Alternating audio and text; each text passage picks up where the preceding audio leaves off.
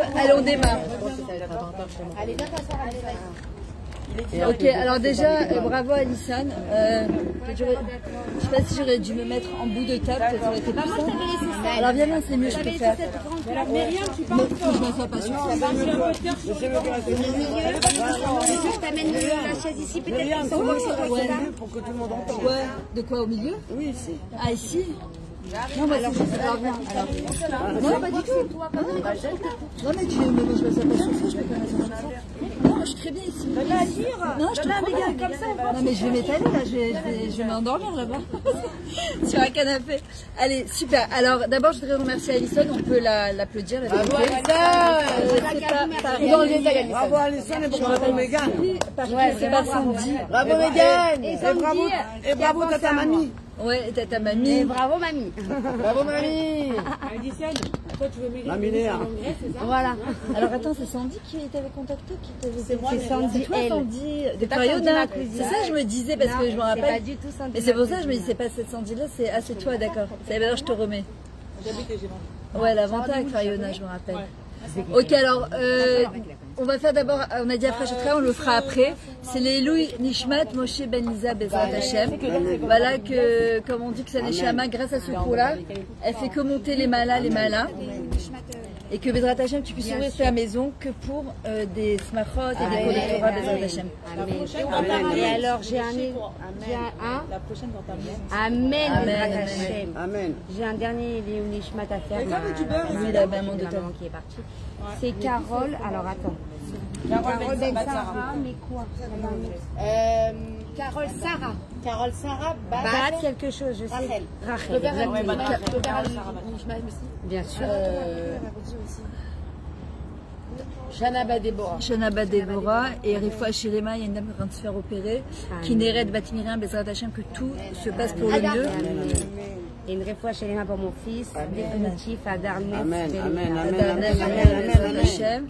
Et pour Sylvia Louise Batmarim Bezrat Hashem. Une refoua chez les mains total, Bezrat Hashem. Amen. Une bonne réflexion pour Mazal, Teila Mazal Batria. Amen. Bezrat Hashem. Alors, en tout cas, celles qui sont intéressées après, j'ai des super livres dehors. Enfin sur la table, vous verrez, sur la pensée positive. Il y a le livre que moi-même j'ai écrit, je lui ai dit. Il y a les livres du Baal Shem Tov, le nouveau avec les fabuleuses histoires du Baal Shem Tov. Je l'ai, ce livre. Ah d'accord, tu as écrit un livre sur la pensée positive? Il y a la pensée positive, la Simcha. Il y a aussi le livre de la Mitzvah Yosef, le fameux, sur la pensée positive. Il y a des super livres dehors pour ceux qui sont intéressés. C'est une base. Du Baal Shem Tov, ouais, c'est génial pour les représenter pour le Shabbat ou les Motzei Shabbat. Ok, alors Alison, ce qu'elle a choisi comme thème, c'est l'éducation, c'est ça? Voilà, alors de toute façon on n'a jamais fini d'éduquer. Tiens, je vais ici. On n'a jamais fini d'éduquer. Maintenant, toute la différence entre éduquer et dresser. D'accord? On éduque un enfant et on dresse un chien. Et en vrai, très souvent, malheureusement, ce qui est compliqué, je sais pas si c'est une bonne idée que je me mette là, parce qu'en fait... Tu veux te mettre là? Non. Alison, t'as pas de Peut-être c'est de vous voir comme ça. Moi je te vois nous, on est au top. Ok, bah, c'est pas grave. C'est bien. Ok. Et en vrai, il faut savoir que l'éducation en hébreu, c'est dit chinour. En vrai, ça vient du mot comme quand tu inaugures une maison, tu dis Hanouka. Hanouka de Baït. C'est exactement le même mot. En fait, chaque enfant qui vient sur terre, chaque Neshama qui vient sur terre, voilà, comme les deux petites princesses là-bas au Hachem, en fait, elles viennent, même si c'est des jumelles, chacune elle vient inaugurer à sa manière. En fait, elles viennent apporter à sa manière la lumière qu'elles ont à l'intérieur d'elles. D'accord? Nous, on voit des petits bébés. Ce que j'avais fait la dernière fois, j'ai fait un cours chez Kim sur l'accouchement, justement. Je suis pas doula, mais je fais préparation spirituelle à l'accouchement. Et en fait, quand on voit des bébés, on se dit, bon, c'est un petit bébé, voilà, c'est trop mignon, tu vois, c'est un petit bébé. Mais en fait, c'est des générations que tu fais venir. C'est des futurs potentiels, c'est des futures lumières. Et nous, on voit le bébé tel qu'il est. Et c'est vrai que, voilà, ma fille, ce matin, en panique, elle m'appelle. Mon petit-fils, il lui a fait un massacre ce matin dans la chambre. Et elle me dit, mais c'est pas possible, maman. Je lui dis, ouais, ce que tu vois aujourd'hui, surtout des Neshamas qui sont très spéciales. En général, quand ils sont petits, elles sont très, très dures aussi. Parce que c'est des grandes lumières dans des petits corps. Et en fait, ouais. Je vous rassure, au Hachem, j'ai 6 enfants. Et les enfants qui ont été le plus durs chez moi, c'est les enfants qui ont le Mais elle a raison, elle a raison. Voilà. Ça, ouais, alors je vous le dis aujourd'hui avec 30 ans de recul, au Hachem, parce qu'ils sont grands les miens. Et je peux vous dire que ça demande énormément d'émouna, énormément de bitachon, énormément de patience surtout, et beaucoup de tfilote. Voilà, de croire en nos enfants, de ne pas voir l'enfant tel qu'il est maintenant, mais de se dire d'abord Zachinou. Parce que comme si c'était une évidence, on se marie, on amène des enfants, bon, c'est la suite logique des événements, alors que pas du tout. C'est juste un miracle de pouvoir avoir des enfants, d'accord? C'est un miracle d'avoir des enfants, c'est un miracle de pouvoir élever ses enfants, c'est un miracle qu'Hachem il nous a choisi, nous, parmi 7 milliards d'êtres humains sur Terre, et qu'il a choisi que de ce ventre-là, il y aurait justement un tribétaine. De ce ventre-là, il y aura un bébé qui sortirait, et on croit comme si c'était normal. Donc quand ils sont petits, on a l'impression d'avoir de la shrita sur eux, qu'on a un peu du contrôle sur eux, mais alors que pas du tout. En vrai, Akadosh Baruch Hu nous a donné des diamants, et c'est à nous de les poncer. D'accord? On doit, maman, je les poncer pour faire sortir exactement la plus belle des lumières qui soit là-bas. Maintenant, ça demande, comme je vous ai dit, beaucoup de patience. Ça, c'est la chose la plus dure. Et surtout de Emouna. Quand je parle de Emouna, c'est pas seulement Emouna à Akadosh Baruch Hu, c'est aussi Emouna en l'enfant. Emouna, c'est-à-dire que quand tu vois l'enfant, et parfois tu te dis, mais qu'est-ce qui va devenir ce gosse? Il est tellement insupportable. Alors déjà, il ne faut pas dire qu'il est insupportable, mais plutôt le comportement qu'il a, parfois qui est difficile. Parce que quand on dit d'un enfant, il est insupportable, on le rend de plus en plus insupportable. Ouais. Parce que c'est comme si on lui mettait une étiquette, on lui dit, mais t'es insupportable. C'est pas vrai, t'es insupportable. Mais j'en peux plus. Même si on ne le dit pas devant lui, c'est pareil. Il le pense. Un enfant, c'est un scanner. C'est un scanner. En fait, il ressent tout ce que tu penses à l'intérieur. Tu peux le regarder et dire, viens mon sadique, mon amour, allez, va te doucher. Et à l'intérieur, tu dis, j'en peux plus, ce gosse. Il le ressent. C'est comme avec un mari et une femme, c'est la même chose. Ah, ma vie, ma princesse, ma vie, à l'intérieur, elle me gonfle. Voilà. Maintenant, si tu l'as habitué à dire tout le temps, on change. Alors moi, j'ai. Au bout de 6 ou 7, 8 ans. Alors mon fils, Baruch Hashem, qui s'est marié il y a 4 mois. Il a 24 ans aujourd'hui. Je peux te dire, j'ai dégusté. Maman, j'ai dégusté. Et aujourd'hui, tu le vois, c'est un matok, un chamoud. C'est pour ça que je vous dis. Mais parce que tu lui as dit tout. Non. Quand il était petit, il était, mais insupportable, mais vraiment. Tu lui disais t'es insupportable et tu lui disais.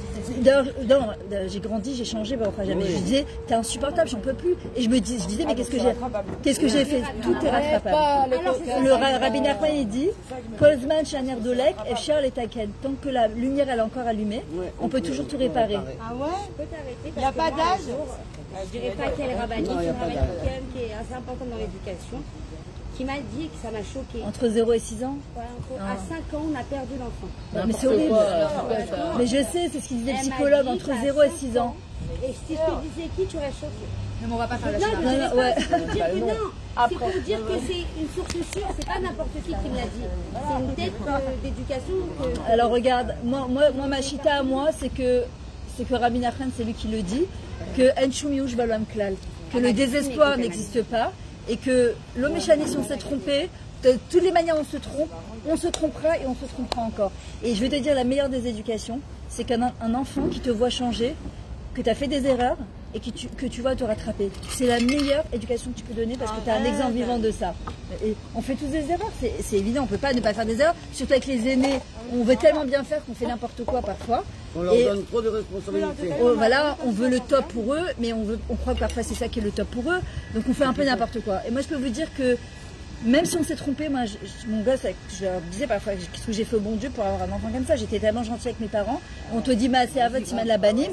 Et en vrai, tu as des enfants, parfois, tu te dis, mais c'est pas possible, ça vient, peut-être c'est le mari, peut-être c'est la belle-mère, peut-être c'est. D'où ça vient ce cochis-là? Ça peut venir aussi les gamrés, il y a le couple. Et non, mais parfois, c'est un petit coon. Mais parce que des fois, on est un peu rasera, la maman, on est tellement occupé que des fois, on répond avec un petit ton d'énervement. Ah, mais complètement. Il faut se retenir. Ouais. Mais il faut. Tu sais quand je te dis le sourire mytho. Ouais, mais c'est pas grave. Bah, s'il a une matarasse sur un mytho, ça vaut la peine. Maintenant, en vrai, il faut comprendre une chose, c'est que même si tu as toujours dit à ton fils t'es insupportable, et ben tu peux aujourd'hui, moi c'est ce que j'ai fait. Et c'est pour ça que je te dis que ça marche. Mais à quel âge de ton enfant? Il avait 10 ans, 9 ans, 10 ans. À partir de 10 ans, tu as commencé à lui dire. Les gars, et je peux te dire qu'aujourd'hui, la veille de son mariage, il m'a envoyé un bouquet de roses avec une lettre, il m'a laissé pleurer pendant des heures et des heures. Je vais mourir, je suis sûr. Hein? Ah mais c'était, tu sais quoi, il sait ce que j'ai passé avec lui, et il te le dira, je peux te l'amener, il te le dira. Ma mère a toujours cru en moi, petite, je l'ai rendue folle et je me disais, mais qu'est-ce que j'ai fait au bon Dieu, j'en peux plus, c'est pas possible. Et après, je me suis dit, si déjà tu parles comme ça, s'il sort mal, ce sera de ta faute, ce sera pas de la sienne. Alors j'ai commencé à me dire, ce gosse, c'est un sadique, je ne croyais pas du tout. Je me disais, ce gosse, c'est un sadique, ça va être une bombe atomique, il va dire, je lui dis, t'es un framou, t'as un potentiel de fou, c'est pour ça que t'es très dur. Je ne le croyais pas du tout. Mais à force de le répéter, mais je me suis encouragée. C'est moi qui ai fini par y croire. Et un jour, je me suis dit, mais attends 2 secondes, tu es en train de remettre en question le fait qu'Akadash Baruch Hu t'a donné un enfant sadique et tu es en train de lui dire quelque part, c'est quoi ce gosse que tu m'as donné? Et de ce jour-là, il y a eu Mamash la Simone, il est tombé, j'ai compris, j'ai eu un déclic, c'était terminé. Et chaque fois qu'il faisait des trucs durs, me dit Myriam, il a une lumière en lui. Et en fait, il est en train de passer un processus. C'est comme l'or, avant de le faire sortir, ça passe par le plomb fondu. Donc nous, on y passe avec. Moi, je dis toujours, quand nos enfants grandissent, on grandit avec. Et ma fille qui est mariée, la grande, qui a bientôt 30 ans, moi, mon gendre, il m'a connu que comme ça, il m'a pas connu avant. Jeune, et qui faisait la tête, qui s'énervait. Et il croyait pas, tu vois. Et ma fille, elle lui a dit, écoute, j'ai connu ma mère petite et j'ai connu ma mère grande. Pour moi, ça a été la meilleure réponse que j'ai entendue parce que ça veut dire qu'un enfant, il capte, il regarde, il constate, il se dit, ok, ma mère, elle était comme ça avant. Mais on peut changer, tu comprends? Et ça, c'est le meilleur exemple que tu peux donner à un enfant. Mais si t'as un enfant qui se vexe toute la journée, alors tu lui dis arrête de te vexer. Non, mais ça sert à rien. C'est comme si ton mari te dit arrête de faire la tête. Et tu as quelque chose en toi qui fait que tu te fais la tête. Voilà. Maintenant, ça ne veut pas dire qu'il ne faut pas l'aider. Il faut l'aider, cet enfant-là. Il faut essayer de comprendre. C'est qu'elle a une sensibilité extrême. Maintenant, la même sensibilité, parfois c'est parce qu'elle manque de confiance en elle. Et que cet enfant-là, si tu sais les natavs, c'est-à-dire qu'elle a une extra sensibilité. Alors il faut lui expliquer, il faut avoir des sirotes avec elle que. Moi hier elle m'a dit, je sais que je me vexe tout le temps. Mais alors il faut. Mais non, mais approfondir, fais-lui comprendre, demande-lui, mais pourquoi tu te vexes? Viens en question chez elle. D'ailleurs, c'est ça les 4 enfants de la Haggadah. C'est vraiment de. Tu sais quoi? Je vais me mettre là-bas parce que j'ai un torticolis. 2 secondes. Ouais, ça passe. Donc Alisa, elle avait raison alors. Ouais, non, mais moi je suis toujours en bout de table, mais pas avec ça juste, parce que je peux pas donner cours sur un truc comme ça. Désolée. Si vous pouvez juste faire un chitou, s'il vous plaît, vous pouvez partager le truc. Ouais, c'est mieux. D'abord, je les voyais pas. Voilà. Merci. Donc tu lui dis quoi? Finalement elle m'a dit, je sais que j'ai un mauvais caractère, je pense que je me vexe tout le temps. On n'a pas mauvais caractère, on a un petit peu dépassé. Non, elle m'a dit, je sais que j'ai un mauvais caractère. Alors, non, mais c'est pas qu'elle a un mauvais caractère. Nous aussi, on a tous notre caractère. C'est pas qu'elle a un mauvais. C'est qu'elle a, en général, les enfants qui se vexent et qui sont très sensibles et qui manquent de confiance en elles. Et qu'en fait, il faut approfondir la discussion en lui disant qu'est-ce qui est dur pour toi, pourquoi tu te vexes. Viens, on reprend. Et quelqu'un qui vient et qui te dit ça, qu'est-ce que ça te fait? C'est vraiment, nous, le problème, c'est que on n'éduque pas, on jette des infos comme ça, tu vois. Arrête de te vexer. Ok, elle sait qu'elle ne doit pas se vexer, à quel âge? 9 ans. C'est très bien qu'elle ne doit pas se vexer, elle le sait, tu lui as dit 10 fois. Mais c'est plus fort qu'elle. Donc il y a quelque chose qu'il faut chercher dans la racine. C'est quoi ce truc qui est plus fort qu'elle? Et en fait, quand tu mets le doigt dessus, tu vas l'aider. Parce que c'est que des gens, moi j'étais quelqu'un, je me vexais tout le temps. Mais parce que j'étais super sensible. Pour la mère. Et pour moi aussi, c'était une tannine, pas que pour la mère. Mais parce que j'étais pas bien. Voilà. C'est une hypersensibilité, il y a un truc. Voilà, mais quand elle va les nater avec Zélétova, quand elle va canaliser ça, ça fait des gens très raguiches, très sensibles dans un d'or où il n'y a plus de sensibilité. Il faut juste savoir canaliser ça. Il n'y a pas, merci beaucoup, il n'y a pas de mida tova ou mida ra'a. Une mida, c'est un juste milieu. Quand on dit, d'ailleurs, le mot les itmoded, d'accord, se confronter avec quelque chose, c'est du mot mida. En fait, c'est toujours trouvé, du mot mida. C'est quoi une mida? C'est un juste milieu. Il y a pas, dans la Torah, il n'y a pas de mauvaise mida ou de bonne mida. Il y a une mida qu'on doit canaliser. Quelqu'un qui est par exemple impulsive, c'est aussi quelqu'un qui ne va pas avoir peur en fait, du regard de l'autre. Mais ça aussi de la même manière, il faut absolument canaliser ce truc-là parce que si on ne canalise pas ça, ça peut devenir très mauvais pour les gens colériques. Pareil, c'est la colère, on te dit que c'est pas bien, mais ça dépend en fait comment. On te dit par exemple la colère pour les Shem Shamaïm, même normalement pour les Shem Shamaïm, on n'a pas le droit de se mettre en colère. Mais tout est une question de comment on canalise justement ces choses-là. Maintenant, Shlomo Meler, hein? Donc voilà, moi par exemple j'étais trop gentille, trop gentille. Comment on fait quand ils sont trop sensibles et ils prennent la cure? C'est exactement ce qu'elle dit. C'est exactement ça en plus. C'est Ness. C'est Lévi, mais alors justement, c'est l'aîné. Oui. Alors en général, moi aussi j'ai le même problème. En général, Ah non, ne dis pas ça, ça va. De quoi? Perturber. Parce que moi, c'est pas limite. Elle est la deuxième. Ouais, moi, j'ai fait la deuxième. Elle est comme ça. Non, mais justement, ce que je lui disais, il faut s'asseoir avec eux. Ben, les aînés, on est très exigeants aussi avec eux, souvent. Et parce qu'on veut le parfait, on peut dire c'est eux qui vont donner le tempo après. Elle a dit l'aîné. Elle a dit on est trop exigeants, mais moi, c'est la vérité. J'ai rien à lui expliquer puisqu'elle est déjà. C'est la mère de famille. Oui, mais hypersensible, il faut aussi canaliser parce que c'est pas bon pour elle. Tu vois, hyper, tout ce qui est too much, c'est pas bon, tu vois. Sensible, c'est bien. Hypersensible, c'est pas bien. Tu vois, gentil, c'est bien. Trop gentil, trop. Alors, parfois, il faut voir. Parce qu'elle cherche sa place. En fait, elle est tellement nickel. Tu vas lui dire, elle est tellement nickel. Que finalement, tu cherches comment ton parent va s'intéresser à toi. Parce que finalement, t'as même pas besoin de s'intéresser à toi. T'es nickel. Trop. Attention, il faut faire attention. Fais attention parce que alors justement, il faut lui donner sa place. Tu vois, vraiment, en mettant l'accent sur sa gentillesse et une bonne unité, etc. Parce qu'elle cherche à exister quoi qu'il arrive. Et quand ils sont trop gentils, parfois avec les enfants qui sont plus difficiles, ils nous demandent tellement d'attention, tellement. Elle est mise à part. Et un jour, parfois, il se réveille et dit, mais attends, j'ai pas compris. Moi qui suis tellement gentil, mon petit poteau met de côté. Voilà. Voilà. Moi j'ai une de mes filles, ça a été un volcan en éruption, j'ai raconté. Elle venait avec moi dans tous les cours et un jour, et en fait tellement gentille, et qu'il y a deux de mes enfants qui me demandaient tellement d'attention. Mais c'était du non-stop, tu vois, c'était comme des tsunamis quand tu rentrais. Et je vais te dire, par la force des choses, elle m'a obligée à m'occuper d'elle. Et c'est pour ça que, et c'est ça qui est très dur, c'est demander à Kadesh Bokhu qui nous aide. La peine après, tu dis attends. Voilà. Ouais, t'as raté quelque chose. Voilà. Et c'est pour ça que, au prochain, on peut tout. En vérité, c'est hyper dur l'éducation. Mais en fait, ils sont comme ça parce qu'ils veulent de l'attention. Non, c'est pas des défauts, c'est mettre la lumière sur leurs bonnes choses. C'est pas les vies, ça va pas trouver des défauts. Allez, venez. Attendez. Mais moi, à l'époque, c'est ce que j'ai dit, quoi. Je fais des bêtises quand tu me vois. Excuse-moi, on a juste. On a fait 5 minutes de récré là. Ah ouais. Je sais qu'il faut beaucoup parler. Ouais, beaucoup. Leur parler, prendre le temps de leur parler. Non, allez, venez les filles, parce que c'est dommage. Si vous pouvez juste partager le cours, s'il vous plaît. Alors déjà que ce cours, il soit Bezrat Hashem, pour la Chazara des Khatoufim, pour les Chayalim Bezrat Hashem, la fois chez tous les malades, et que la Géoula du Ham Israël Bezrat Hashem. Alors regardez, Shlomo Ameler, voilà Lissan, c'est ce que je te disais, moi de toute façon, moi c'est ma chita à moi, il n'y a rien qui n'est pas rattrapable. Peut-être que je me trompe, mais pour moi il n'y a rien qui n'est pas rattrapable. Parfois même dans un couple, dans l'éducation, dans la Vodat Hashem, une personne elle peut être la pire des réchaïtes. À partir du moment où elle décide de faire tchouva, Hachem, il y a marqué Itamu Khatam Inaret. Ce sont les fautes qui sont expiées de la terre et pas les fauteurs. Hachem, il ne désire pas ni la maladie, ni la mort, ni nous punir. Il veut juste qu'on se réveille. Et en fait, tant qu'on est vivant, on peut toujours tout rattraper. Il n'y a pas d'âge pour rattraper. Je peux te dire, même avec des enfants, moi je vois avec mes grands, tu vois, les deux grands, ça a été le plus dur. Ce que je raconte dans mon livre, j'ai le début de ma vie, le début de ma lia, le début avec mes enfants, ça a été très très dur. Aujourd'hui, je rattrape. Et ils ont 30 ans. La grande a déjà 2 enfants. L'autre, il a 28 ans, il habite avec moi. Et on a des discussions, il y a encore des discussions, on a encore des discussions. Il y a encore des dossiers.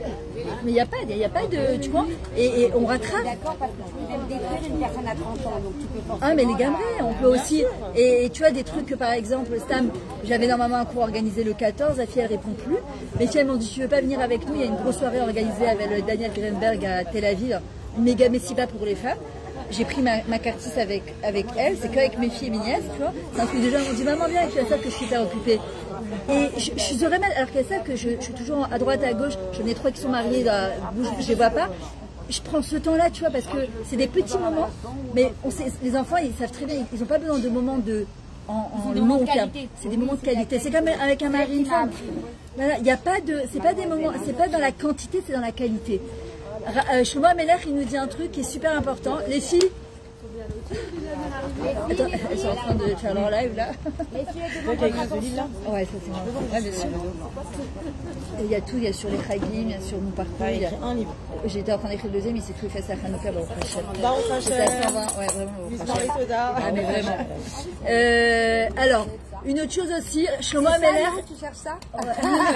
Ça, et si tu peux faire passer la feuille avec les numéros, si elle va l'écrire. Tu sais quoi? On se concentre, s'il vous plaît. Voilà. Allez, Shlomo Melach, il dit Chanoch lanar al pidarko, leman yasken lo yasu mimeno. Ça, c'est un clal dans le chinour. Éduque ton enfant selon son chemin à lui, d'accord? De manière que lorsqu'il va vieillir, il ne retirera pas ça de lui. Ça veut dire quoi? On croit que parfois on a un enfant, 3 enfants, 5 enfants, on a des clones. On veut les éduquer tous de la même manière.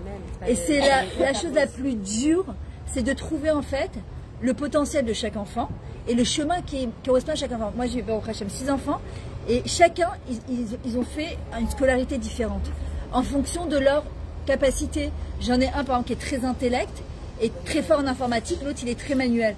Celui qui est très manuel, je l'ai mis à l'orte. Et celui qui était très intellectuel, il a fait jusqu'à l'Yeshiva Gdoula, après il a fait les marchés, etc. Mes 4 filles, elles ont fait 4 séminaires, 4 écoles différentes. Elles n'ont pas suivi le même cursus. De quoi? Non, je l'accompagnais pas, on avait des assats, on avait des trucs. Et c'est super important d'arriver à comprendre ça, que chaque enfant, il est venu apporter sa lumière sur Terre. D'accord? Maintenant, on dit que l'homme, il a été comparé à l'arbre des champs. C'est quoi un arbre? Pour faire pousser, qu'est-ce qu'il faut? L'arroser. Avec quoi on l'arrose, parfois il faut lui mettre des tuteurs. Ça c'est l'âge de l'adolescence en général. Et en fait il faut l'arroser avec beaucoup d'amour, beaucoup d'émouna, beaucoup de patience, beaucoup de confiance. D'accord? Il faut comprendre que ces enfants-là, en fait c'est des neshamot, des grandes neshamot. Et surtout les neshamot de la veille de la Géoula, ce sont des grandes neshamot. Et c'est pour ça que c'est beaucoup plus difficile. Et Amorem et les Tanaïm, ils disaient je ne veux pas vivre le zman de la Géoula. Tellement c'est difficile. Mais encore une fois, il faut savoir que Hachem nous a donné ces enfants-là, c'est qu'on est capable de s'en occuper. Parfois on dit, je peux plus, c'est trop dur, j'en peux plus, c'est trop dur. T'as dit que le fils d'informatique, il est Yeshiva? Non, il est en Yeshiva Gdoula. Arrivé à la première année, j'ai vu qu'il voulait plus y aller. C'est quoi première année CP? Non, non, Yeshiva Gdoula. Première année non, il avait déjà 19 ans. T'as fait que de la Yeshiva avant? Alors il a fait Yeshiva parce que j'habitais à Bétar avant moi. Donc ils ont fait le cursus, tu sais que Yeshiva. Comment il est sorti de l'informatique en tant que Yeshiva? Alors après il a fait Hashlamat Bagouyot. Et j'ai mis en vrai. Et après j'ai fait faire à Toudaï. Après il est rentré à l'armée. Et là il est en train de lâcher des coursim. Un vrai cursus armé, truc. Voilà. Donc et moi par exemple, de quoi? Quand il est mal léché, il y a l'armée. Non, mais lui je voyais que ça ne suivait plus. En fait c'est d'avoir aussi la Hanava. Parce que c'est très dur, on est touché dans notre ego. Quand tu as défini quelque chose pour tes enfants, tu veux qu'ils suivent ce que toi, tu veux. Et ça, je vous le dis parce que, au Hachem, ma dernière, elle a 20 ans, et l'aînée, elle a 30 ans. D'accord? Donc, je suis pas du tout spécialisée d'éducation, mais je veux juste partager avec vous des expériences. Et je vous dis, en tout cas, moi, au Hachem, c'est ce qui a marché, avec évidemment toutes les erreurs que j'ai pu faire et toutes les trucs que j'ai essayé de rattraper. Il y a une chose qui est le plus dur dans l'éducation, c'est l'ego. D'ailleurs, comme dans le couple et comme dans tout dans la vie, en vrai, c'est l'ego.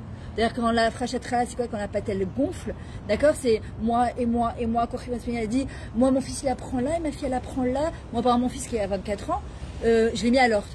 J'habitais à Bétar. Bétar, c'est extrêmement haredi, c'est comme Bnei-Brak. Les gens me disaient, quoi? Myriam te dit, elle donne des cours de Torah, elle a mis à l'ordre, c'est tout mélangé.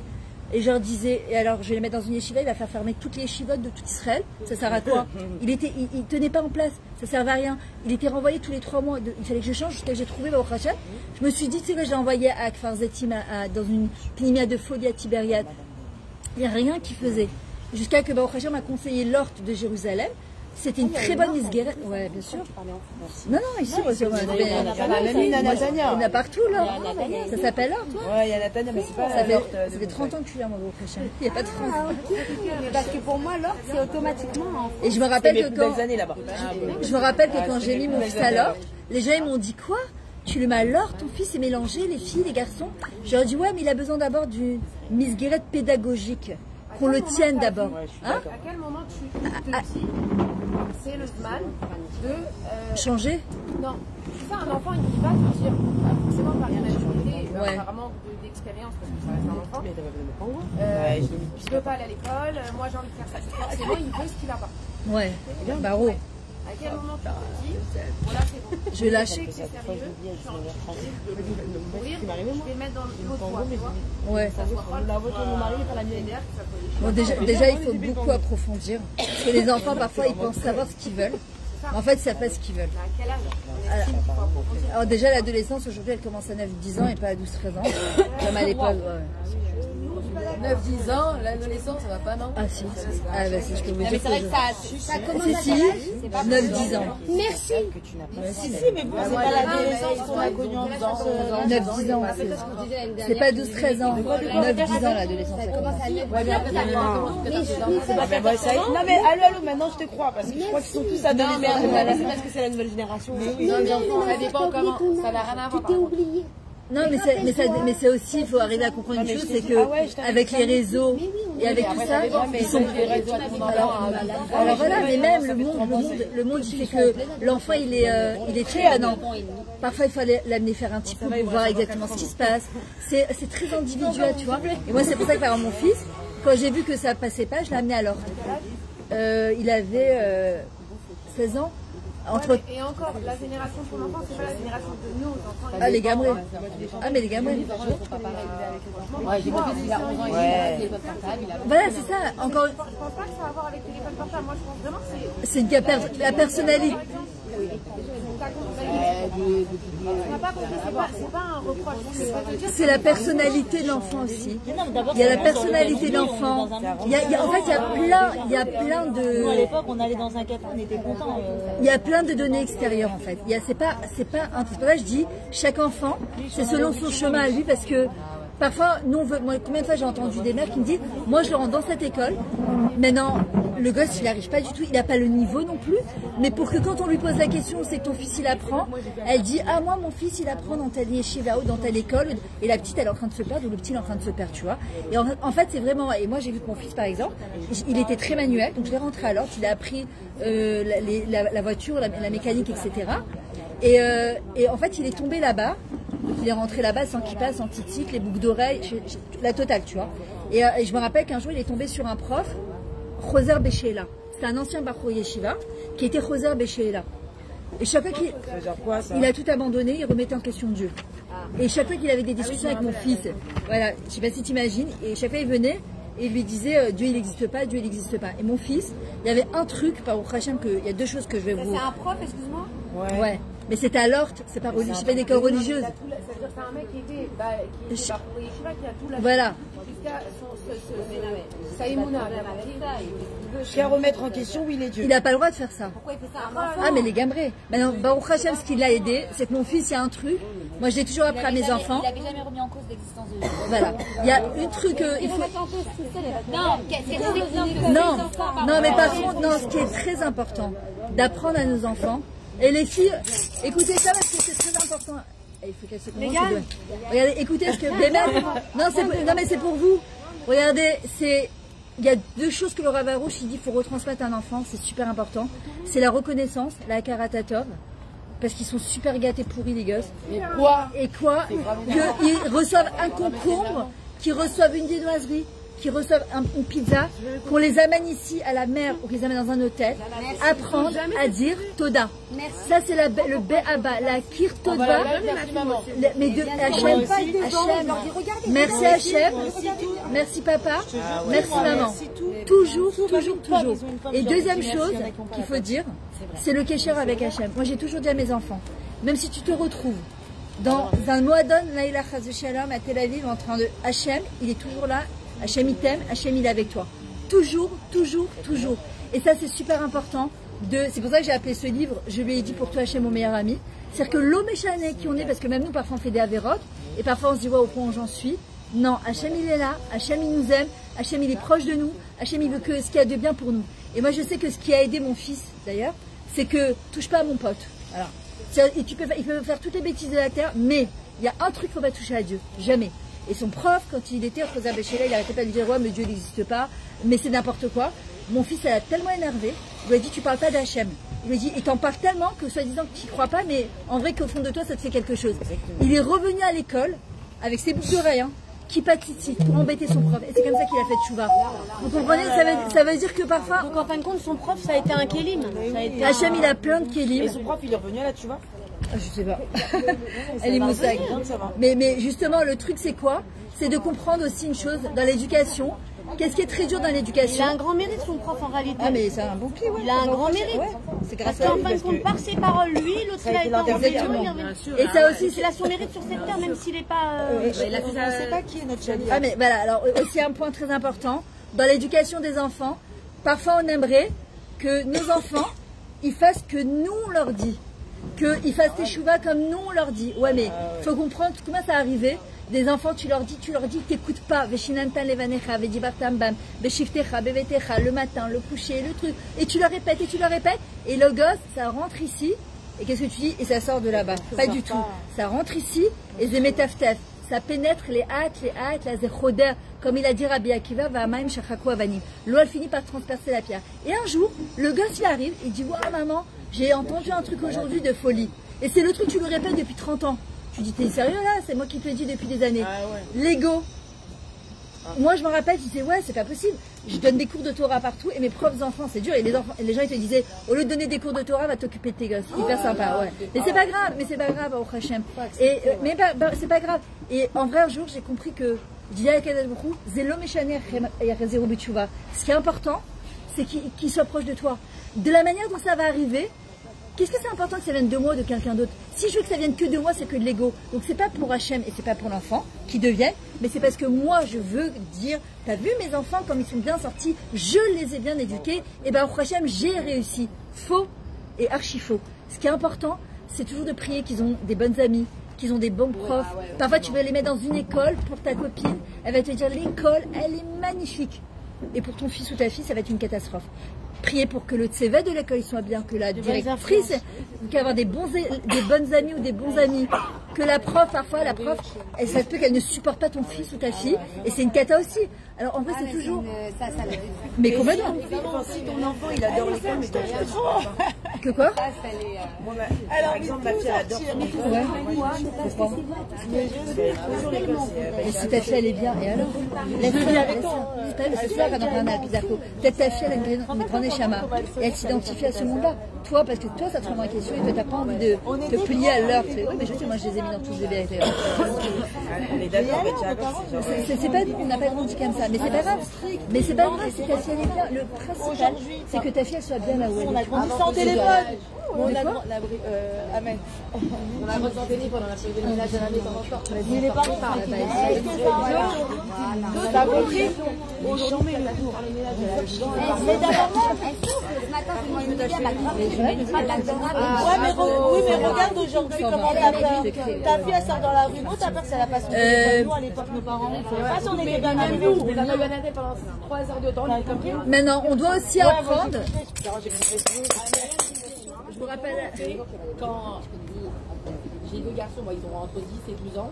Il y en a un qui a adore la Torah, la prière, ce que tu veux, il y en a un qui est pas. Alors, d'abord, il faut essayer de comprendre d'abord comment ça se fait qu'il n'est pas. Ça... Il n'est pas. Ok, il a quel âge? Il adore Hachem. Ouais. Il a quel âge? Il a. Il a quel âge? 10 ans. 10 ans. C'est pas grave. Tu sais quoi? Parle-lui d'Hachem, par exemple, chaque chose. Très bien. Alors, ça. C'est pas grave. Son père, il va jouer à la place. C'est pas grave. C'est pas grave. Ça va. c'est pas grave. Non, je punis? Ah non, il faut non, surtout pas. Parce qu'il va faire une connexion de Torah, synagogue, punition. Non, il faut d'abord, il a 10 ans. Il n'est pas obligé d'y aller. Le Banishra, il disait normalement, à partir de la bar mitzvah. Là, il est en Gil Chinour. C'est-à-dire qu'il n'est pas chayav des mitzvot. On est juste en train de l'initier à la mitzvah. Il ne faut pas qu'il arrive à 13 ans, il va te dire maintenant je suis responsable de mes actes, vous m'avez dégoûté avec votre Torah, tu comprends? Il ne faut pas punir. À la limite, tu récompenses l'enfant qui va à la synagogue, mais tu ne punis pas celui qui ne va pas. moi, il me donne de l'argent quand il fait des chiens. Voilà, exactement. Tiens, je peux te payer De quoi? Tellement que mon mari. Merci à toi. Tellement que mon mari récompense le grand qui est la synagogue. Bah là, c'est bien, là, bravo, je suis fière de toi. L'autre, il met le codé. Non, il faut l'attraper sur ses bonnes écoudottes. C'est ce qu'il dit Rabbi Nachman. Onea ben Racha. En fait, c'est voir la nekudat or, la lumière cachée l'enfant. Et c'est pas parce qu'il fait pas pareil, ce que nous on a envie, que le gosse, il est pas bien. C'est-à-dire que pour le moment, il a envie de jouer au ballon. Et je peux comprendre.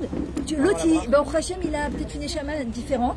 Et il adore la Torah. Moi, j'ai eu ça avec de mes enfants et aujourd'hui, c'est le contraire. Donc, tu vois, ça veut rien dire du tout. Excuse-moi, on est obligé de partir.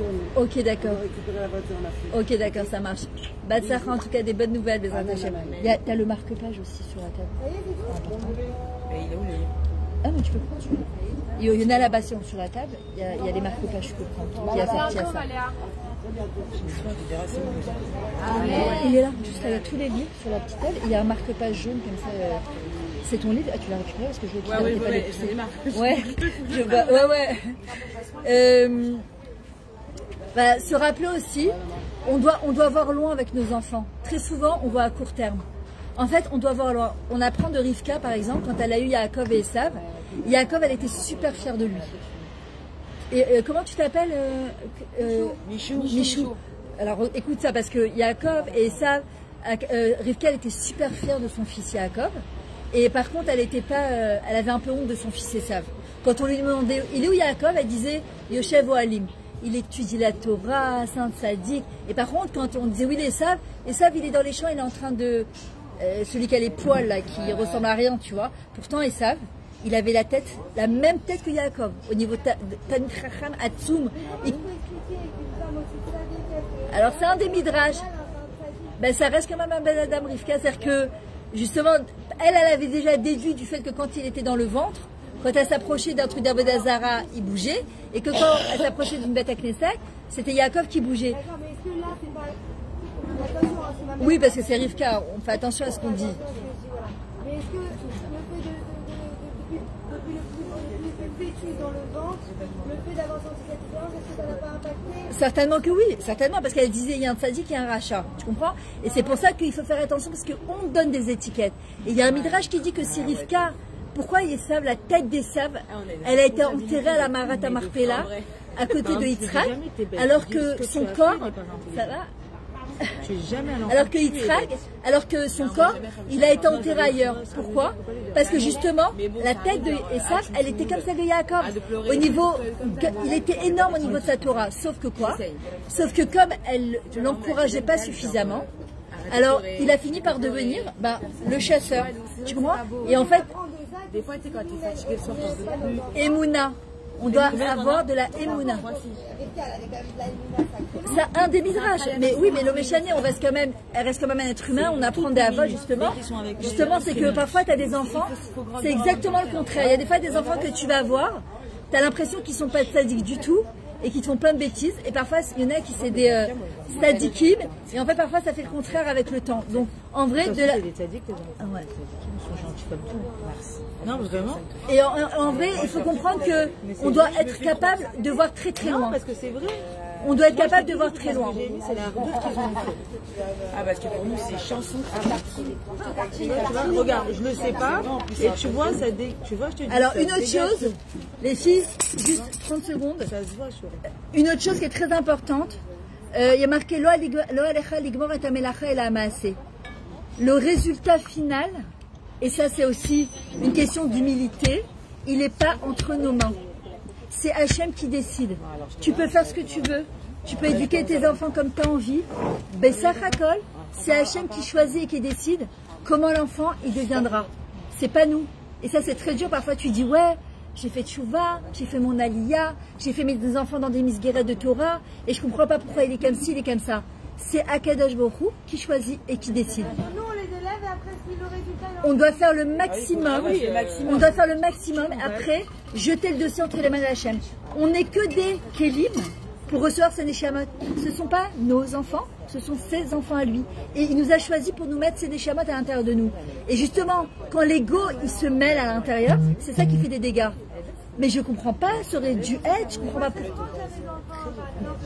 Moi, c'est ma couleur. Tu peux pas être bête. Ton père, il est intelligent, ta mère est intelligente. Toi, tu vas te dans le... Non, mais tu lui mets une sacrée responsabilité. Ouais, alors voilà, elle a raison. Parce que moi, j'ai un de mes enfants qui m'a dit, vous m'avez tellement dit depuis que je suis petite, je suis tzaddik, je suis une krachat, qu'en fait, il était toujours en train de devoir prouver. Mais tu viens de dire qu'il faut leur dire que t'es un tzaddik. Alors, oui, mais parfois, en fait, on parlait de lui qui... Oui, Non, ouais, t'as qui pas le choix. c'est lui, c'est sûr qu'il va. T'as dit que maintenant tu fais ce que tu veux. Voilà, alors. Alors c'est style Kilou, c'est une évidence que tu vas sortir comme ça, sauf qu'à un moment le gosse il a ses choix, et lui il m'a pas fait sa crise à 13 ans comme tout le monde, il l'a fait à 20 ans, c'est plus compliqué.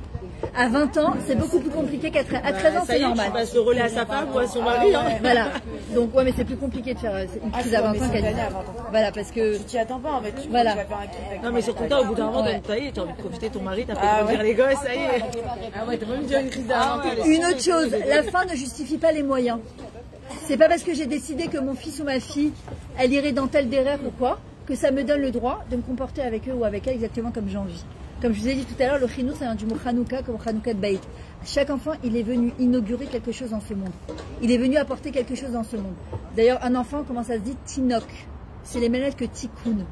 Il vient dans ce monde pour réparer quelque chose et pour nous aider à réparer. De quoi? Si, ceux qui sont des Shabbats.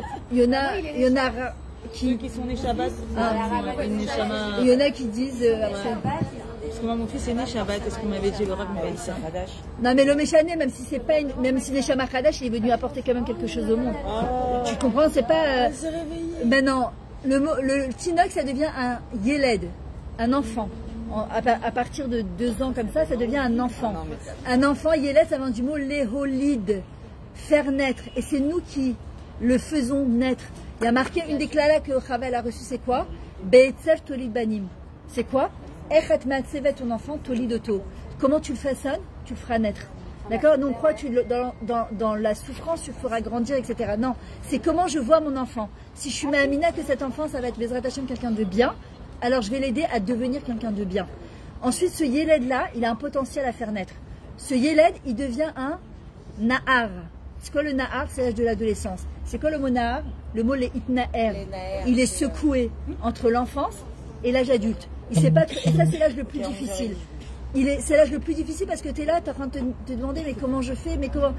Alors, ensuite, ce Nahar, il devient, si on l'aide, on l'accompagne, alors ça devient un Bachour. C'est quoi Bachour? La chaîne Nifror. Il est capable de faire des choix.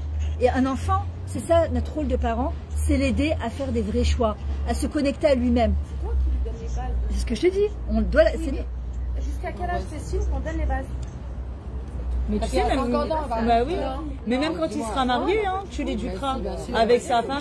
Tu l'éduques pas vraiment, tu le guides. Tu as peur de ta mère, tu peux pas. Les bases que tu lui apportes d'éducation, on dit. Elle m'a dit d'avoir ma mère à mon âge. Mais tu guides. Ma mère, elle m'a dit d'avoir ma mère. Depuis qu'il est dans le ventre, Ouais. tu dois faire attention. Mais il n'y a pas, il y a un âge. Non, il y a un âge où on te dit que tu peux plus les éduquer vraiment. Mais en vrai, le parent, ça se dit horé. C'est quoi Hora'a? C'est montrer un chemin. Hora'a, c'est montrer un kivoun. C'est aider l'enfant à devenir. D'accord? C'est un guide. Voilà, et après, il devient un. Tu montres un kivoun. Voilà, mais c'est ça un méchaner. Le méchaner, c'est que nous, on voudrait faire les choses à la place de nos enfants. On leur dit, c'est comme ça le chemin. Et le Rabban Shifri, tu le dis toujours. Parce qu'un enfant, il doit expérimenter, il expérimentera. Tu montes et tu descends. Tu as pu lui faire tous les tipoulim de la terre, tu as pu l'amener dans les meilleures écoles. Un enfant, il doit, la chvote, il doit expérimenter. Et c'est ça qui est dur pour le parent, pas pour l'enfant. Et quand le parent, il fait pas tout. C'est-à-dire À la fin. Ouais. Okay. Et l'enfant, il grandit, donc il apprend le Hanarou dans les grandes classes. Ok. Alors, comment tu fais quand ton enfant vient te poser une question sur une halakha que tu ne fais pas? Ok. Tu peux pas mentir, tu es obligé de dire le émet. Tu es Nahot. obligé de lui donner la Très vraie bien. halakha du Nahot. Ouais. Je trouve hyper con parce que pardon, tu te retrouves hyper face à son miroir. Alors, c'est ce qu'il dit le Rabban Chetri. Le Rabban Chetri, il dit, il faut. Le Rabban Chetri dit, ça s'appelle de la cohérence. Ça s'appelle de la cohérence. Il faut assumer sa cohérence. C'est-à-dire être capable de dire à son enfant, c'est le émettre, mais je ne suis pas encore là-bas, j'y arrive pas. Prie pour moi. Prie pour moi. T'as intérêt à là, Tu m'obliges tes D'accord, on a fait marron. Bah, ça c'est sûr. Mais par contre, tu peux leur dire, c'est le émettre. Et je vous souhaite, c'est pour ça qu'on a fait la LIA, c'est pour ça qu'on nous a mis dans des chemins, dans cette école-là, parce que je sais que c'est le maître. Nous, on n'a pas été élevés comme ça, on n'a pas été éduqués, c'est difficile. Moi, j'ai toujours dit à mes enfants, priez pour moi, d'être une bonne maman, et que Bémet, même dans les cours, parfois, je dis, je sais que ça, c'est le maître, elle vaille que j'arrive là-bas, elle vaille, mais je sais que c'est le maître. Et il faut assumer sa cohérence, tu comprends? Parce que les gens, parfois, ils sont incohérents, et en fait, ils veulent se la jouer, tu vois, non, il faut dire à son enfant, Oui, c'est la halakha, et elle veut que je puisse la faire. Pour le moment, je suis pas capable, mais par contre, je te demande un truc. Toi, si tu peux, fais-le parce que la Torah, elle est magnifique. Moi, j'aimerais bien y arriver. Et prie pour moi que moi aussi, je puisse y arriver. Tu comprends? Un enfant, c'est un scanner. Tu peux pas lui mentir. Tu peux pas faire. Si tu peux faire de toi un enfant, ça marche pas. C'est vraiment lui dire, oui, c'est vrai que c'est lui-même. C'est lui-même, c'est comme ça. Voilà. Et heureusement, nous, c'est quoi notre but? C'est que nos enfants, ils soient plus que nous. Au contraire, c'est pour ça qu'on les met dans des écoles qui sont plus que nous. Tu vois, c'est comme si que quelqu'un, il a dit, moi, j'ai fait coiffure, mais mon fils, ma fille, c'est très bien. Je dis, je suis pas mésalzée, mais c'est tout ce que je pouvais faire ou je savais faire et j'adore ce que je fais, tant mieux. Parce que le but, c'est de faire, par exemple, ça aussi, c'est d'aider un enfant à trouver son potentiel. Moi, je veux qu'il soit médecin. Mais le gosse, il est artiste. Qu'est-ce que tu vas l'enfermer dans une université pendant 12 ans? Le gosse, il ne peut pas, il est artiste. Mais non, Hanor Lanar, Alpidarko, et Shlomo Meler, il dit, moi, je sais que par exemple, je le raconte dans mon livre, j'ai fait plein de boulot. J'ai tout fait. Et je détestais tout ce que je faisais. Et j'ai la chaîne, c'est pas possible que si déjà je dois travailler, je peux pas me lever le matin, déjà, t'es femme, ensuite t'es maman, et en plus de faire un truc que t'aimes pas, c'est pas possible. Je peux pas me lever. Par contre, ce que je fais aujourd'hui, mais j'adore, ça fait 17 ans que je le fais, je pourrais donner des cours du matin au soir. Ça me dérangerait pas. Les gens me disent, ça t'épuise? Je dis, mais j'adore, mais voilà, je suis passionnée par ça. Mais non, mais je suis passionnée, t'es mis très déchet toi, de préparer des ateliers de développement personnel. J'adore faire Nadrachat Kala, Nadrachat Aleda. Hier, j'étais à une petite bat mitzvah à Tel Aviv. C'est des gens qui sont très très très loin. Mais tu aurais vu les petites comment elles étaient. Elles connaissaient pas du tout les miens de la Frachat Kala. Les mamans, elles étaient là. Mais c'est waouh, Kilou. Et un enfant, si tu veux l'aider à s'épanouir, c'est pas seulement fait médecin ou avocat. Quand on va me poser la question, qu'est-ce qui fait ton avis ton fils? Il est médecin. Mais le gosse, il est épanoui? Non, mais moi je suis fière de dire que mon fils, il est médecin. Mais tu crois que c'est ça, un oré, c'est d'aider son enfant à faire sortir le meilleur de lui-même, son potentiel et sa lumière. C'est de lui dire, le gosse, il peut pas. Moi, je vous ai dit, j'en ai 6 Baruch Hashem. Chaque enfant, j'ai une fille qui est prof, l'autre qui est dans l'informatique, j'ai les autres qui parfois ils font des boulots, ils se cherchent encore. Et je leur dis, faites quelque chose que vous aimez. Ne faites pas des... Moi, j'ai enseigné à l'université au Machrontal pendant 4 ans à Yerushalayim. Et le premier cours que j'ai avec mes élèves, je leur demandais toujours, pourquoi vous avez choisi ce métier? Vraiment, c'est hyper dur au Machrontal. C'est des études au secours. Et 98% des élèves, Anna Mendes, je sais pas quoi, quel calife, les binyanim, l'informatique, ingénieur, je leur disais parfois, mais pourquoi vous faites ça? Il y en a qui me disaient j'adore, il y en a qui me disaient, parce que mes parents ils m'ont dit il faut un toit riche, un toit chéni. Je lui dis donc tu vas faire 4 ans, parce que, attention je ne remets pas en question, oui parfois c'est bien, ça va, d'avoir un toit riche, de toute façon ça peut toujours que déboucher sur autre chose, c'est une ouverture. Mais une elle me dit moi j'adore écrire, moi je suis passionnée par la musique, alors qu'est-ce que tu fous là? Qu'est-ce que tu fous là? Tu vas faire quoi 4 ans d'études et j'ai rencontré ces filles, 4 ans, 5 ans, je les ai eues en tant que calotte après, je dis alors, elle me dit j'ai eu mon diplôme et j'ai rien fait avec, je déteste ça. Les mains, mais pourquoi? Non, le temps il est trop précieux, la vie de nos enfants elle est trop précieuse. Nous en tant que parents on doit les aider quitte à leur faire un ifroun pour savoir dans quoi ils sont matimes, mais d'aider nos enfants à écouter avec notre cœur et avec notre sechel et pas d'être complètement mechoubaïm comme ça en disant non c'est comme ça. À l'époque de nos parents, je me rappelle Rav Citru qui raconte toujours cette histoire qu'un élève qui est venu le voir et qui lui a dit voilà mes parents ils voulaient absolument que je sois dentiste. J'ai fait des années d'études, une fois que j'ai eu mon diplôme je suis partie voir mes parents et je leur ai dit bon maintenant je suis dentiste, vous êtes content, je peux faire ce que moi j'ai envie. Parce que parfois à l'époque, les parents, il n'y avait pas où aller. Voilà. Alors c'est jamais perdu, mais. Il a perdu, il a quelque chose quand même dans les mains. Amir Haddad, le chanteur, il a fait dentiste et il s'est retrouvé chanteur. C'est pas grave, bien sûr. Il est dentiste, j'ai entendu une interview de Promis. Et alors sachez qu'Amir c'est un enfant très perturbateur, que vous sachiez quand même. Amir, c'est un enfant très perturbateur qui sans la Rétaline, il n'aurait pas réussi sa vie. Donc la Rétaline, des fois, ça peut marcher. Alors voilà, ça c'est encore un sujet à part entière. C'est important de comprendre parce que oui, mais ça joue aussi dans ce que vous dites. Il y en a quelques-uns ici que je dis ça parce que je connais quelques-uns qui ont... Ils veulent pas. Ils veulent pas là. Non, les médecins demandent et que les parents ne veulent pas. Moi, je n'étais pas d'accord. J'étais fermée avec mon mari encore pire que moi. Je lui ai donné, ça a changé ma vie, la vie, sa vie, la sienne, c'est le morot, l'école, sa vie en fait. Alors il y a aussi des tipoulim en réfo alternative qui permettent d'éviter la Rétaline. Je dis pas qu'il faut pas la prendre. Moi, il est malade. Moi, c'est pas grave. c'est autre chose. Voilà, c'est chaque cas. Voilà, encore une fois, c'est pour ça que, c'est pour ça, mais, ouais, exact, c'est le cas. mais c'est pour ça que chaque enfant. Ouais, mais il faut accepter. Faut d'abord tout essayer. Moi, je suis béat de la réforme alternative. Et après, si vraiment on a tout essayé, il n'y a pas le choix, alors on fait. Mais moi aussi, j'ai eu des enfants, ils ont obligé à mettre la Ritalin. D'ailleurs, mon fils, celui qui était très perturbateur aussi, il voulait pas la prendre parce qu'il n'était pas très grand de taille. Et en fait, parfois, ça arrête la croissance et ça enlève l'appétit. Déjà, il était trop maigrichon. Et un jour, son prof lui disait, tu viens pas à l'école sans Ritalin. Donc, on lui avait donné la boîte de Ritalin, donc il lui demandait d'aller le prendre. Il m'a raconté que maintenant, il a 24 ans, puis il le mettait dans le café de son prof. Il disait, il supporte pas les enfants. Il disait, il supporte pas les enfants. En fait, ils n'ont pas les nerfs aujourd'hui, les profs. Si c'est pas une vraie vocation, parfois ils sont profs parce qu'ils n'ont pas le choix. Et enfin, ils demandent à tous les parents de prendre la Ritalin pour se calmer eux. Parce qu'ils n'ont pas... je sais pas. Bon, après, dans tous les cas, j'ai dit, mais t'as pas fait ça? Il m'a dit, il le mettait dans son café, il lui faisait croire qu'il avait pris la Ritalin. Donc le prof était plus détendu. Donc les élèves. Bah oui, ouais. Donc en vrai, c'est chaque enfant, c'est chaque enfant, c'est un cas individuel. Maintenant, alors je vais vous raconter une histoire que j'adore, mais elle est tellement belle, elle est tellement vraie. Je sais même pas s'ils vont me voir parce qu'avec le soleil, c'est complètement un truc, mais bon, c'est pas grave. Le principal, le principal, c'est qu'ils écoutent. Ouais, exactement. Alors regardez, on raconte une fois. Écoutez cette histoire parce qu'elle est très belle. Écoutez. D'abord deux histoires. Le Rav Elia de la yeshiva de, je me rappelle plus quelle yeshiva d'ailleurs. Il avait 90 ans. Il était mashguer dans une yeshiva. Et c'était très important pour lui que tous les élèves ils arrivent à l'heure à la tfila.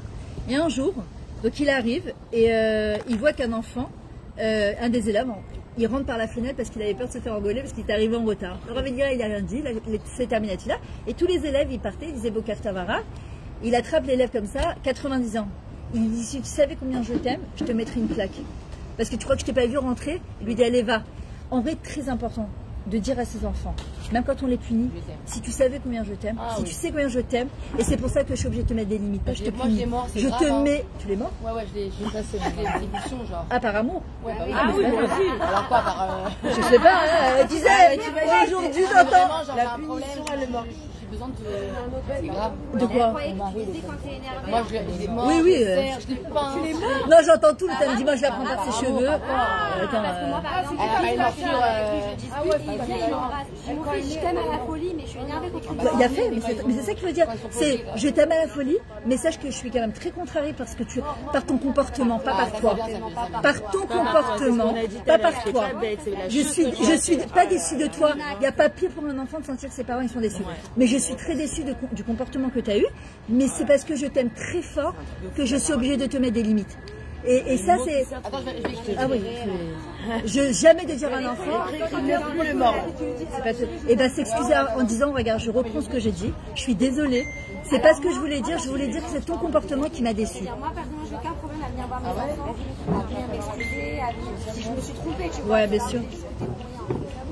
Pas lui, c'était un autre, ou que j'ai mal. Mais c'est très bien parce que tu leur apprends aussi que demain, eux, ils s'excuseront aussi.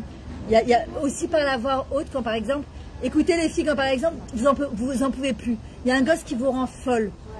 C'est de dire à voix haute, Hachem, je n'en peux plus, donne-moi de l'aide s'il te plaît, je vais craquer. S'il te plaît, tu m'as donné cet enfant-là, je sais que j'ai l'équilibre. Hachem, je t'en supplie, aide-moi. Les gens ils pensent que c'est une marque de faiblesse, pas du tout. L'enfant, il apprend que dans les moments les plus durs de la vie, la seule personne, le seul qui peut nous aider, c'est Ribono Shel Olam. Et ça, c'est hyper important. Il y a une autre histoire qui est très belle, mais imprimez-la dans votre tête, parce qu'elle est tellement vraie. On raconte qu'un jour, il y avait un Talmid Chacham qui était dans une ville. Je vous parle de ça il y a très longtemps. Et il arrivait, il n'était pas encore marié, et il cherchait à se marier. Et il rêve, dans son rêve, qu'il doit se marier avec la fille du boucher. À l'époque, le grand dira-t-on, c'était très important. C'est pas possible que moi, Talmid Chacham comme je suis, je vais me marier avec la fille du boucher. Et le rêve, il revient, encore une fois, et encore une fois. Il va voir son rêve et il lui dit, écoute, j'arrête pas de rêver que je dois me marier avec la fille du boucher, mais j'ai honte. Enfin, le boucher, c'est pas un Talmid Chacham, mais il lui dit, mais c'est sa fille. Il lui dit, non, mais j'ai honte. Et il lui dit, écoute, si ce rêve, il revient, tu dois te marier avec la fille du boucher. Malgré lui, il se marie avec la fille du boucher, elle tombe enceinte, elle a un bébé, un garçon, que Dieu préserve après l'accouchement, la femme, elle décède. C'était à l'époque, il y a plus de, peut-être 1500 ans, je sais pas. Pardon, peut-être un peu moins, je me rappelle plus. Et Et elle décède. Bon, le mari, embêté, mais apparemment pas plus que ça, il prend l'enfant, puisque c'est le petit-fils du boucher, il veut pas trop s'en occuper, il a honte un peu.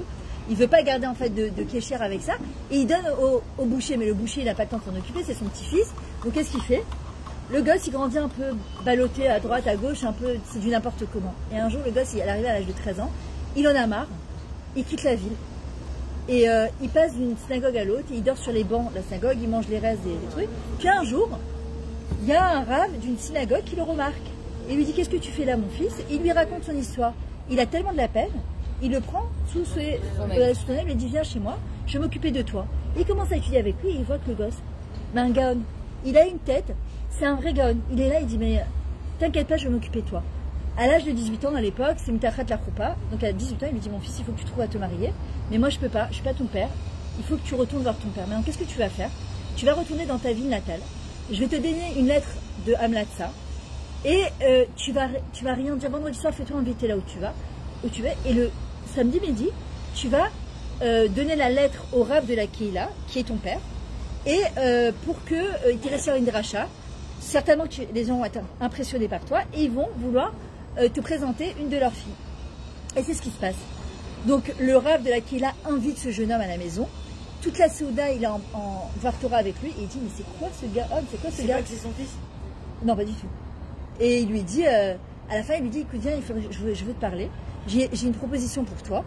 Je voudrais te présenter ma fille à te marier. Et là, il lui dit, papa, c'est ma fille, je suis ton fils, je suis le petit-fils du boucher. Il a pas recherché. Hein? Il a pas recherché. C'est sa demi-sœur. Et c'est qui?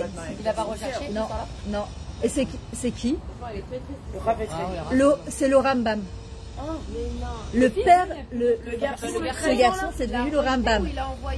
Ah non, il s'en est pas occupé, pas du tout, il s'en est pas occupé. Et le père du Rambam, il dit, je vous en supplie, ne faites pas la même erreur que j'ai fait.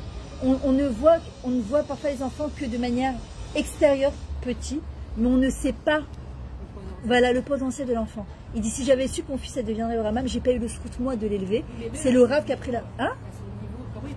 Il a fait...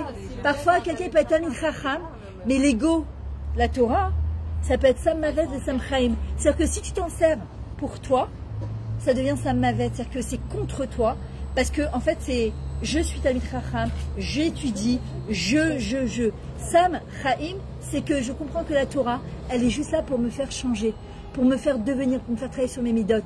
Et que justement, Kadosh Baruch Hu, s'il a décidé que j'aurais 7 enfants, ou que j'aurais tel enfant, ou que parfois on a un enfant bari, parfois on a un enfant moins bari, un enfant parfois trisomique, parfois on a un enfant, c'est qu'Hachem, il a décidé qu'à travers cet enfant-là, nous aussi on doit grandir. Moi, quand on me disait parfois, ça va, tes enfants ils grandissent, salut Florence, ça va?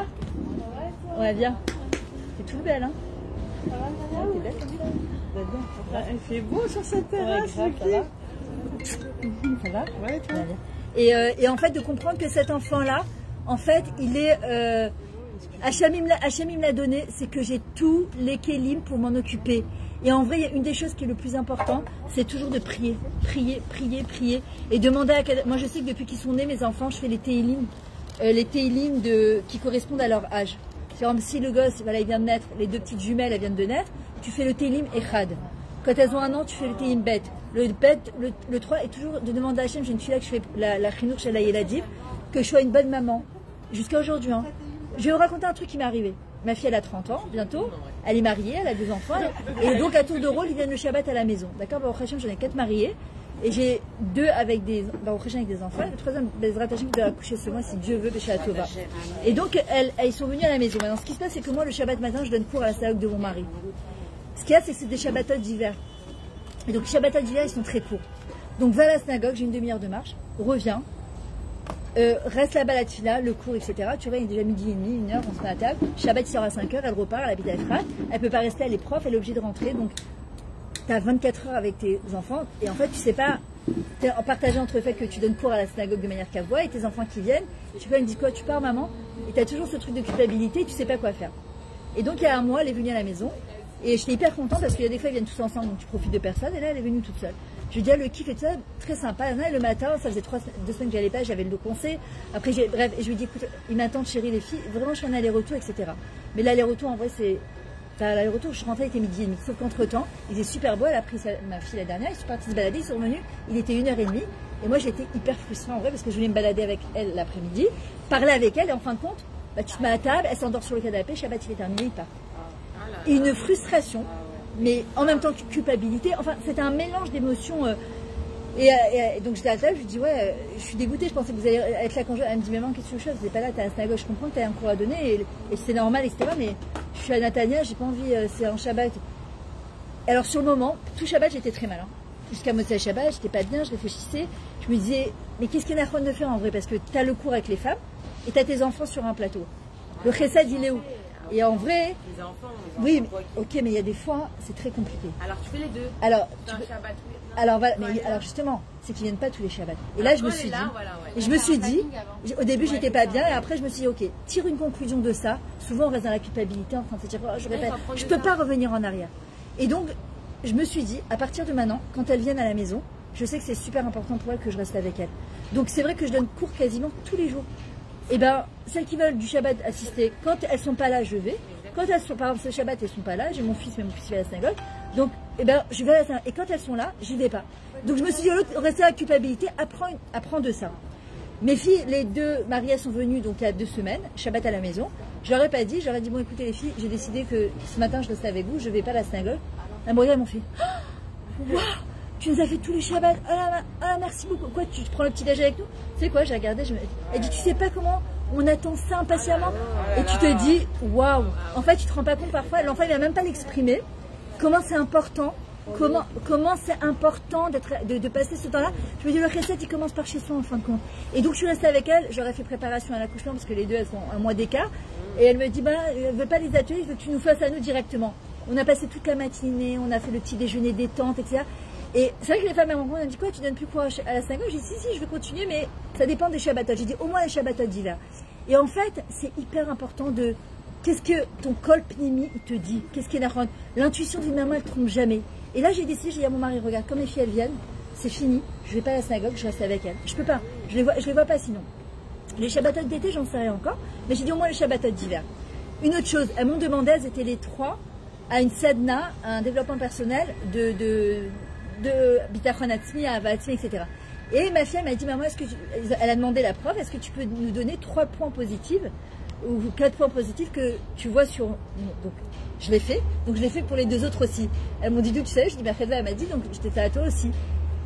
Et en fait, ça m'a obligée à m'asseoir et en fait à réfléchir. Parce qu'en fait, parfois, tu penses des trucs, mais tu vas pas le dire à tes enfants. Parfois, tu le penses, sincèrement, mais tu vas pas forcément le dire. Surtout quand elles sont grandes. Parfois, c'est encore plus compliqué. Parfois, il y a une espèce de pudeur. Ouais, mais c'est la fausse pudeur. C'est de la débilité, tu veux que je te dise. On n'a pas été éduqué comme ça, mais c'est de la débilité. Parce qu'en fin de compte, rase shalom, que quand il y a des problèmes, ou que Dieu préserve un peu. Oui, parce qu'à mon avis, peu importe l'âge. Voilà, et que. De quoi? Je dis peu importe l'âge, à mon avis. Hein. Savoir que ton parent il penserait de toi, satisfait de toi, ça te remplit. Mais attends, je leur ai écrit. Même en tant que maman, là aujourd'hui, quand nos parents ils vont nous complimenter, ça va être genre. Ouais, bah, exactement. Wow, exactement. J'ai dit tout à l'heure, il n'y a pas d'âge. Même à 30 ans, même à 40 ans. Mais il n'y a pas. Un parent, il a toujours.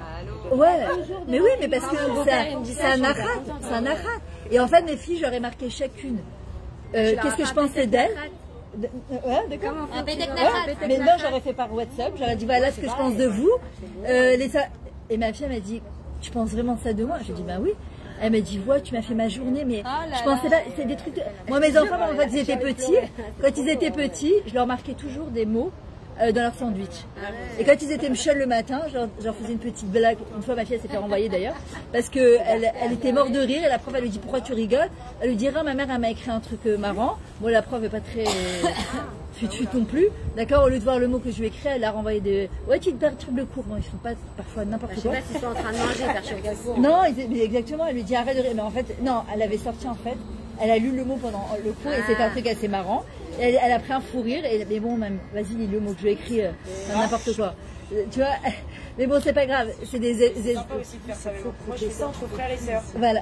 C'est quoi la vie d'Atova que tu penses? Oui, il a fait. Exactement. Chacun il dit. C'est bien ça aussi. Et qu'est-ce que tu aimerais que lui répare? Il a fait. Ça, c'est bien aussi. Ça, on fait ça. Et ben, la bat mitzvah, à la bat mitzvah, ma fille, elle a collé dans son album de bat mitzvah tous les mots que je lui ai écrits depuis le GAN. Jusqu'à aujourd'hui, tous, sans exception, jusqu'à aujourd'hui, elle a tous les mots. Hein? Ouais. Et en fait, on croit, et moi, mon mari aussi, je fais ça. C'est quand, par exemple, tu fais à manger, si j'ai un cours, je suis pas là.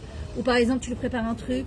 Toujours, écris un mot rempli dans cette effiline, dans son portefeuille, chez les Rabat Slacha, que ce soit facile pour toi la parnassa, que tu as un bon limite. Alors la dernière fois, d'ailleurs, je vous invite à regarder, on a fait un cours avec mon mari à Eilat la semaine dernière, pour couple.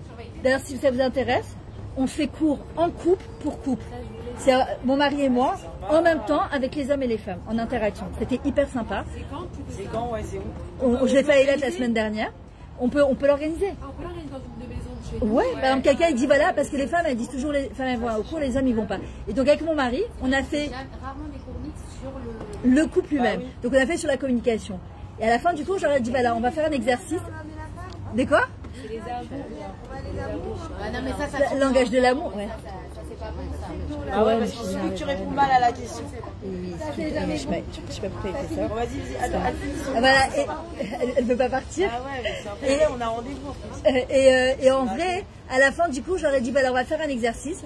Vous prenez, d'ailleurs, je vous invite à le voir sur ma chaîne YouTube. C'est sur Et si on s'entendait. Et si on s'entendait. Et c'est un cours vraiment très sympa. Et à la fin du coup, j'aurais dit voilà, je vous invite maintenant à prendre 2 secondes. Puisque justement les gens ne s'écrivent plus, vous allez envoyer à chacun, les couples qui étaient là, un mot, qu'est-ce que tu penses sur ta femme, qu'est-ce que tu penses sur ton mari, et de lui dire je t'aime. Il y en a une, elle était avec nous à l'hôtel, elle est venue me voir, alors son mari m'a dit devant tout le monde, elle m'a dit 40 ans de mariage. Hein. Il a dit devant tout le monde, il a dit je voulais dire à ma femme, il n'a pas dit à sa femme, il a dit je dis pas à ma femme, il a dit ah t'es là? J'ai pas vu que t'étais revenu. Je crois que t'étais encore au téléphone. Ma soeur, elle a raté son avion. Ah non. C'est pour ça que je décroche. Va au Krachem. De Miami? Non, Miami, elle est arrivée hier, mais de France aujourd'hui. Oh non. Elle a raté. Elle arrive pour le mariage de mon fils, mais voilà, c'est pour ça que j'ai décroché, sinon j'aurais pas décroché. Non, mais ça va pas chier, on va faire un. Non, ça va aller. Bientôt. J'ai pas vu. Mais moi j'attendais que tu.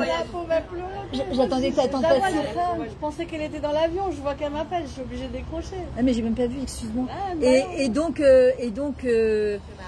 voilà, le mari, il dit, donc devant l'assemblée, parce qu'à la fin du cours, j'ai demandé à chacun ce qu'il avait retenu du cours.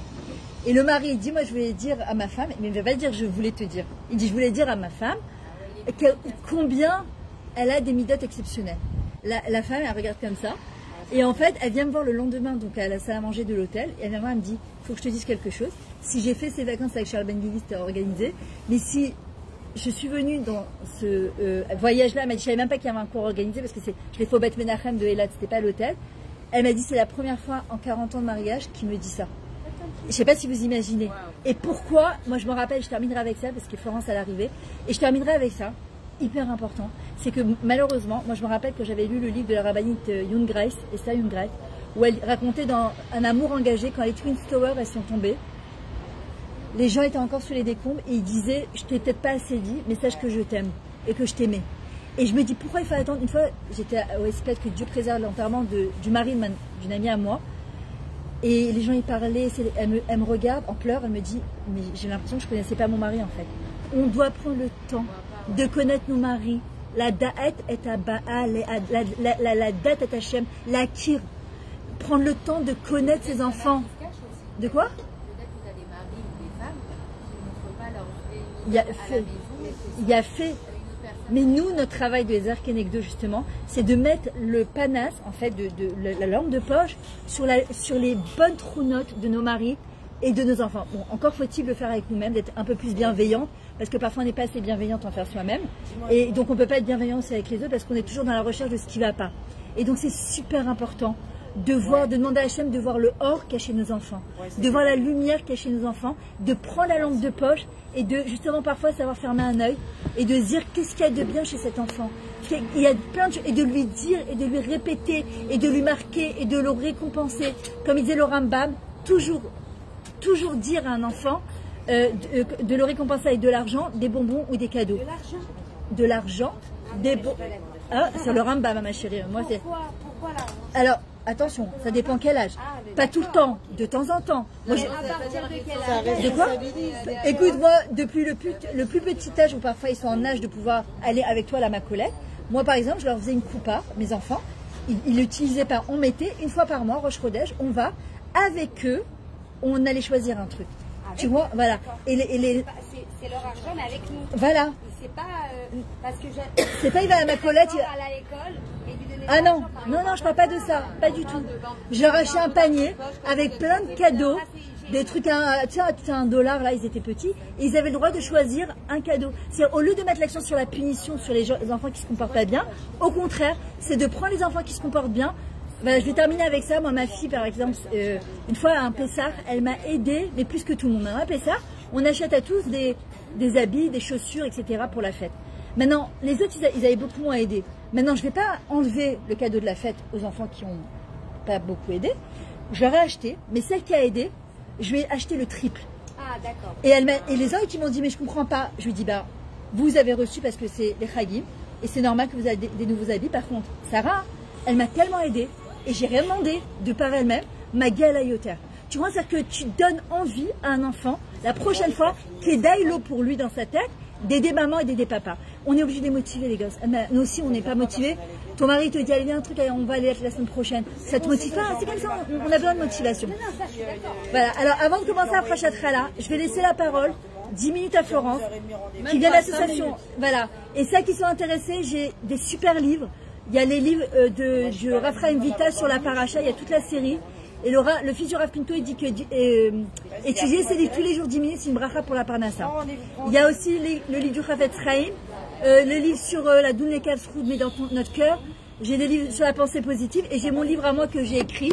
C'est sur justement l'éducation, le couple, les Chagim, Purim, Pessah, etc. Donc celles qui sont intéressées après, vous êtes invités à regarder, je vous donnerai les prix et le thème des cours. Voilà, en tout cas, Alison Todaraba, je vais laisser la place à Florence et après on passe à la prochaine. Je prends 5 minutes de votre temps. Merci beaucoup.